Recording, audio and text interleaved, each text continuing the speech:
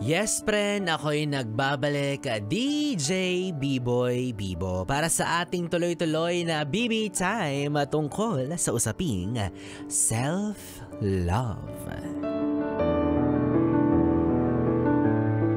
Self-love na nangangahulugang pagmamahal sa sarili. Katumbas din ito yung self-care or pag-aalaga sa sarili. Ayan pwede mo naman kasing gawin yan na mag-isa. Ewan ko ba kung bakit umaasa ka pa sa iba, diba? Ewan ko ba kung bakit naghahanap ka pa ng taong darating sa buhay mo para lang masabing maalagaan ka. Kayang-kaya mo yan gawin sa sarili mo Diba? Ang sarap-sarap kaya maging single, lagi inarte ka lang. Diba? Nagrereklamo ka na madalas kang gutom, madalas kang nagkakasakit kasi wala nag-aalaga sa'yo. Naku, hindi sapat na dahilan yan at hindi maayos na rason yan para hindi mo pangalagaan yung sarili mo. Ikaw at ikaw pa rin ang bahala sa buhay mo. Diba? Ang kulit mo ano gagawin mo dyan sa pagkain? Porket wala nagre-remind sa'yo na kumain ka na hindi ka kakain, hindi mo ususubo yan. Anong gagawin natin dyan? Alangan namang itapon natin yan, sayang ang biyaya, diba? Isubo mo! Lunukin mo! May pahabol. Diba? Kayang-kaya mo yan gawin sa sarili mo for as long as ikaw pa lang, diba? Habang ikaw pa lang ang may kayang gawin yan para sa sarili mo, kayang-kaya mo yan gawin, diba? At tupagin mo yung sarili mo, huwag mo naman pabayaan na nagmumukha kang kawawa tapos iaasa mo yung pagkalinga sa iba. Nagrereklamo ka na kesyo ganito ganyan, buti pa yung iba yun buti pa si ganito ganyan, may nagaganito ganyan sa kanya, sila yun Pero ikaw, pinanganak ka namang walang partner, di ba? Pinanganak ka naman na mama at papa mo lang ang nagpalaki at nag-alaga sa'yo. Di sa kanila ka pa rin magpaalaga. Walang matinong sinasabi si Bibi, nakakainis. Pero seriously mga yes friend, alam nyo yung pagmamahal sa sarili, pwede mo naman yan gawin kahit kailan. May jowa ka o wala, yung sarili mo wag mong kakalimutan na alagaan, diba? Dapat priority mo pa rin yan kasi hodang may partner ka o wala, dapat alam mo kung paano papahalagahan yung sarili mo. Wag mo laging iasa sa iba yung responsibilidad mo para sa sarili mo. Kasi alam nyo, magiging reflection din yan ng kung sino kayo, 'di ba? Halimbawa, ikaw sa sarili mo halatang hindi ka marunong mag-alaga. Sa tingin mo paano ka magkakajowa? 'Di ba? Kung sa sarili mo pa lang hindi mo na alam kung paano i-handle yung sarili mo, hindi mo alam kung paano i-treat ng maayos yung pagkatao mo, paano ka magkakajowa? Paano ka magpapaalaga sa iba? Imagine 30 anyos ka na hindi mo pa alam yung pinagkaiba ng kanan sa kaliwa. Kasi gusto mo iaasa mo pa yan sa iba, sa magiging jowa mo na, gusto ko pa nagka-jowa ko, siya yung magtuturo sa akin ng kanan sa kaliwa. Kadiri. Diba? Hindi mo pa kayang buksan na mag-isa yung bote or yung tubigan. Paano kung nauhaw ka niyan?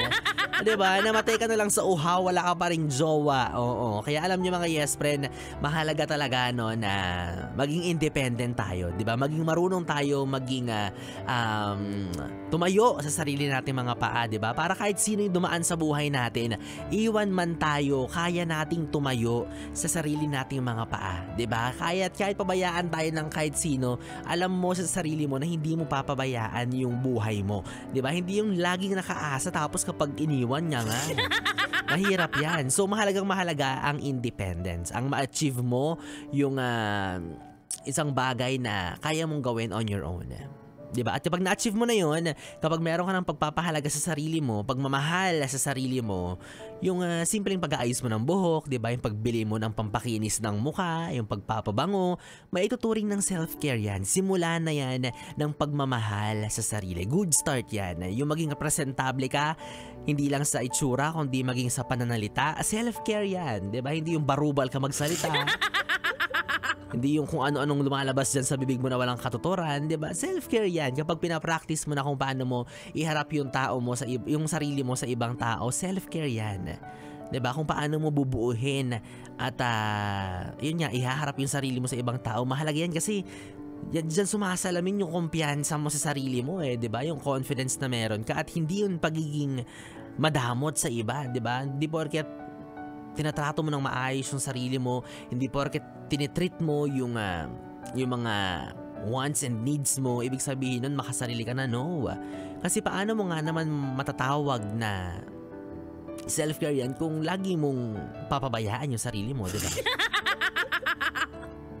Paano mo matututunang mahalin ang iba kung sa sarili mo mismo nagpapabaya ka? So mahirap yan. Kaya ang sinasabi ko sa'yo, kapag mahal mo yung sarili mo, mas malaki yung possibility or mas malaki yung chance na mahalin ka rin ng ibang tao sa kung papaano mo higit na mahalin yung sarili mo. Pakinggan mo yung kanta ni Miley Cyrus. So, di ba sinabi yun, I can buy myself flowers. Di ba? Siya nga kaya niyang bumili ng sarili niyang flowers. Ikaw nag-iinarte ka, pahintayin mo yung undas, may magpapadala sa'yo ng bulaklak. Or kapag gusto mo ng bulaklak, huwag mag-inarte ha. Huwag magpaka-chusi-chusi dyan. Huwag kang magpabebe. Magtanim. Diba? Kaya bottom line para sa mga yes friend natin hanggang sa ngayon iniisip nila na mukha silang kawawa kasi walang nag-aalaga sa kanila, wala silang jowa. Sus! Ano ba? Di umar ka ng caregiver. Hindi, diba? Tsaka hello, hindi ka na kinder para maging alagain pa ng iba. Malaki ka na, panahon na para sasabihin mo naman sa sarili mo na ikaw naman muna, diba? At ikaw pa muna. Self-love, self-love, self-love.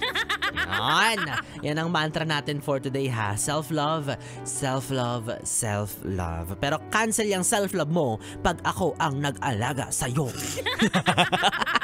Nakatali ka nga lang tapos papasyal kita sa BGC. Gusto mo yan?